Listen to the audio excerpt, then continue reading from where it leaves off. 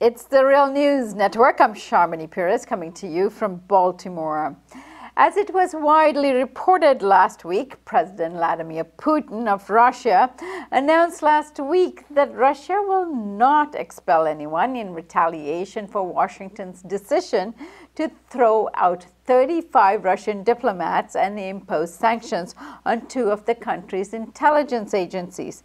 Putin's response came after President Barack Obama's decision to expel 35 Russian diplomats suspected of spying and to impose sanctions on the two Russian intelligence agencies over the alleged involvement in the hacking of Democratic Party emails before the 2016 U.S. presidential elections. Now joining us from Moscow to discuss the Russian perspective on all of this is Aleksandr Buzgalin. Aleksandr is a professor of political economy at Moscow State University. He is also editor of the independent Democratic Left magazine Alternatives and the author of more than 20 books. Thanks very much for joining us this Christmas Eve for you. Yes, and I'm very glad to talk with US and other people who has interest and who wants to discuss questions of Russia-US relations. So, Aleksandr, Russian Foreign Minister Sergei Lavrov proposed that Putin actually respond by expelling 35 U.S. diplomats and ban U.S. diplomatic staff from using some of the facilities in Moscow, similar to what happened and what President Obama did here in the U.S. But Putin didn't follow suit or his advice. Why? No, first of all, I want to stress that a typical diplomatic reaction is or even must be the same. And if 35 diplomats are expelled, it's necessary to do the same. It's tradition, and tradition which is realizing by diplomatic circles and foreign ministers during, I don't know, 200-300 years. But Putin made something another. I can give you different explanations, but among the most probable are the following. First, Putin wants to create image of, strange, unusual person who can propose not traditional decisions of difficult problems. And sometimes he really can do this, and he did it. He did such steps not one time. In this case, I think this is positive model of behavior. And another reason for such behavior is attempt to show to Obama that he is bad guy, and to show to everybody that Putin is a good guy, and also to make step for future better relations with Trump. And this new president of the United States is a big question mark for Russians, but according to official propaganda, official Russian mass media, Trump is much better for Russia than previous president, not only Obama, but all other presidents. And Obama became a symbol of all difficulties for Russia. It's, of course, only partly true, but partly it's true. If you ask me about Trump and my opinion, I don't think that it will be much better for Russia, and I don't think that it will be much better for US citizens to have such president, but of course this is another question. Aleksandr, President-elect Trump has made certain overtures towards Russian President Putin.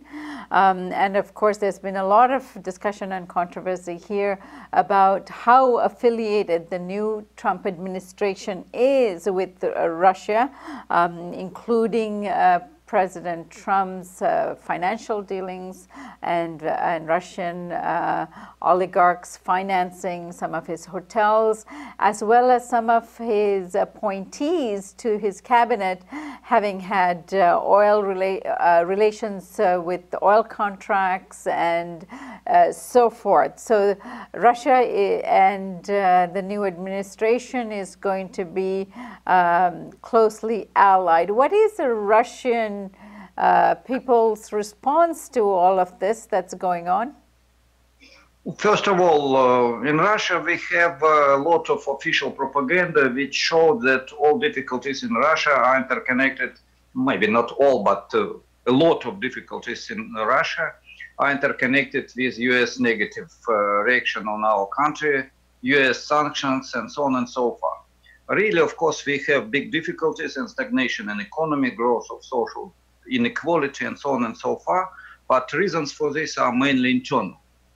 And hopes that new president of United States, who said some good words about possible future relations between Russia and the United States, some words of Trump, gave for many people hopes for better relations with the United States, absence of sanctions, and also in Russia it was, presented as triumph of Putin, that even new president of the United States understood finally that Russia is very important, Putin is very strong person, and even Americans understood that it's necessary to be careful with Russia, and so on and so forth, in very, statist way of explanations of all events. Unfortunately, I don't think that Trump is a really good person for everybody, neither for Americans nor for Russians. He is a right-wing politician with a lot of elements of strange behavior, and he is an oligarch, if we use Russian words for this. And we know that oligarchs never will realize policy which can be adequate for the interests of majority of population, working people, intelligence, everybody. That's why I'm afraid that US will have a lot of difficulties with Trump, and I don't think that Russia-US relations will be much better when Trump will come instead of Obama. What is the reaction of the allegations of hacking into the US electoral system and exposing emails related to Hillary Clinton's campaign and the DNC, specifically the hacking of John Podesta, who was running Hillary Clinton's campaign for her. This kind of interference with the US elections, if the allegations are true, how are the people in Russia reacting to this sort of thing? Oh, there are two types of reaction, but both are very interconnected. One reaction is very simple. How strong is Russia? How good is our secret service? We can attack United States and they cannot do anything. If US administration wanted to increase power and influence of Putin and our secret service, you did, not you personally, not your studio, of course, and not you journalists, leftist people, but officials of the United States made all possible and impossible in order to increase Russian bureaucracy and central government. But some Russians reacted how strong we are, long life our secret service and so on. Majority, I think, decided that this is just a game which was organized in the United States in order to find explanations for defeat of democratic candidate. And Russia was used as one of the variants to explain why Democrats lost the victory, and why Trump is now President of the United States. So this was the most typical explanation. And I think it's really true. But I want to make one important remark. During the 1990s and after, US government, US mass media, US secret service, and so on, made a lot of practical steps without any even secret aspects in order to change political and economic relations in Russia. They had terrible influence on Russian internal politics. It was a lot of US observers on our elections, and this is, by the way, partly practiced even now. From my point of view, it could be and should be important and useful to have Russian observers on US presidential elections, US parliamentary elections, US regional elections. Why not? To have people from China, to have people from, I don't know, India, from Russia, from Ukraine, from different countries to check if you have real democracy in the United States or you have manipulations, falsifications, or your oligarch use mass media in order to influence on political process and so on and so forth. This is, I think, not a bad idea, and we can use this prerequisite in order to propose this for US officials, if you will agree, of course. Yes, and is there an institution in Russia that oversees the electoral process? I know that's lacking here. In the US, there's something called the Electoral College, which basically affirms what supposedly the people had voted for, but in this case, the popular vote was quite against what the Electoral College had done. But that's the only body that the US has to affirm. There's no electoral observation or independent body that oversees the elections in this country and then calls the elections. Here, basically, the media calls the election. Is there such a body in Russia? So, of course, Russian elections are not the best variant and not the best example of democracy and honest, pure, I don't know, really democratic system. We have some elements of control, both, how to say, in practice when people are coming for electoral places to control the process. We have some attempts to make control in internet or through electronic means, but this is only elements of such control. Unfortunately, I'm not a real specialist in this very specific topic. What I can say, these elections, last elections, parliamentary elections, of course, has a lot of falsifications, but result was predictable, and it could be a little bit more delegates, members of parliament, not delegates, I'm sorry, some more deputies from opposition in parliament, but real situation is created not by falsification, but by manipulation and domination of officials, oligarchs and bureaucracy. They control mass media, they control all ideological process. We have some elements of freedom of speech, by the way. I have a weekly radio program in federal radio, but this is only elements of freedom of speech. And generally, of course, there are a lot of manipulations, and this is much more important than the elections itself. Now, apparently,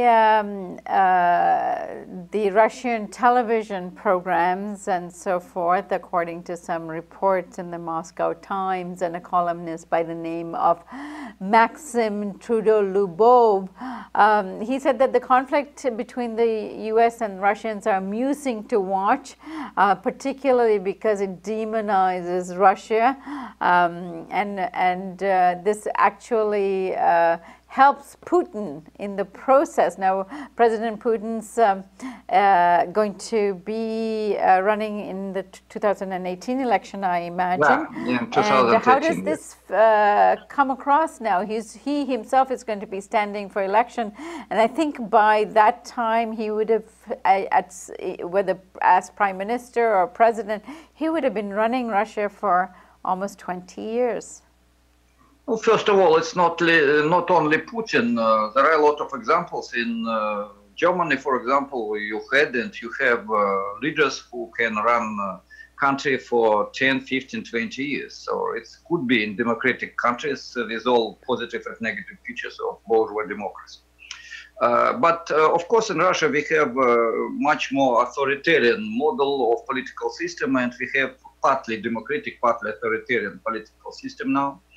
As far as the question of US-Russia relations, yes, terrible critique from the West created image of Putin as hero who protect Russia from aggressive America.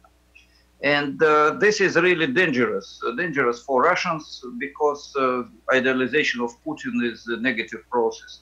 It's dangerous for United States because you are also creating an image of enemy which is not a real enemy. Russian people are not enemy of US people. And in order to at least criticize this, or maybe to change a little bit situation, we must stress every time that there are peoples of United States and peoples of Russia. And our peoples can be friends and must be friends, and in many aspects, cultural and so on, we are colleagues, friends, comrades. We were together in Second World War and could be together in struggle against terrorism and in many other spheres.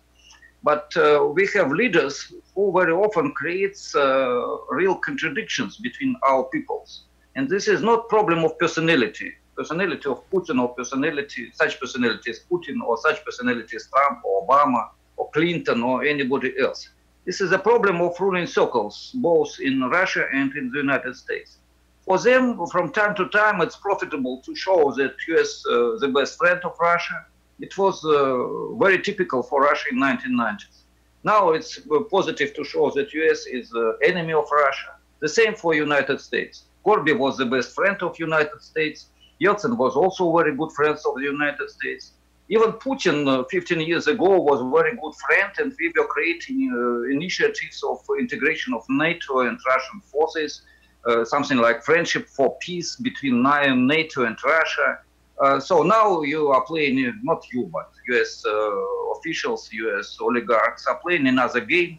It was the same with Iraq, it was the same with Iran, it can be the same with any other countries. It's dirty political game for which is beneficial only for political and economic elite of US, sometimes of Russia, and vice versa. Right.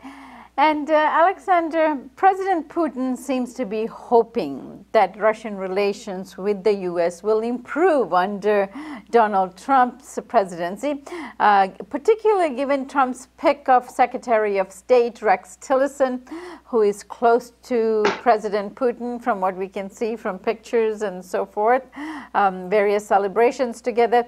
This seems to be, I guess, reasonable, given that there are some relationships between at least the cabinet of President-elect Trump and I should say Russians affiliated with President Putin. Now, but would such improved relations be useful for President Putin domestically, because this anti-American sentiments in the Russian population that has been propped up by President Putin recently is helpful for him domestically, particularly running into an election year? It's a very interesting question, not very important, but very interesting. Not very important because the popularity of Putin can be created by different means, and there are a lot of opportunities to create such popularity. The only one example, relations between Russia and Turkey. Before crash of Russian military plane, we had more or less good, or maybe even very good relations with Turkey. Then Turkey became symbol of enemy, and president of Turkey became son of the beach, who is the best friend of terrorists, and so on and so far. Then now we have again very good relations with Turkey, and every time our mass media creates an image of Putin as a hero who can create a positive situation, who can protect Russia from terrible Turkey, who can make from Turkey friend of Russia. So it can be different game. The same with Trump and Obama, and changing of relations between US and Russia. But what is important? Of course, improvement of relations between our countries is useful and important and necessary for US people, for Russian people, for people of many other countries, maybe for all over the world, because Russia and US has terrible amount of nuclear and other terrible weapons, and participate in many local, so-called local wars. But what is important also is a question: what kind of social, economic, political basis will be for such more or less good relations? Because both Putin and Trump are right-wing politicians. And in Russia, we have a very strange mixture of far-right neoliberal economic policy with neoconservative ideology, elements of even feudalism in our social, cultural, and spiritual life. And I'm afraid that the same trend will be typical for US during Trump presidential power. And good relations on such very negative, conservative basis can be not very useful for our countries, for our peoples. All right, Aleksandr Buzgalin, I thank you so much for joining us today, and this was very enlightening. Thank you very much. I'm very glad to have such discussions. It's very useful for us, not only for you. So thank you for invitation and hope to continue our dialogues. We certainly will. And thank you for joining us on the Real News Network.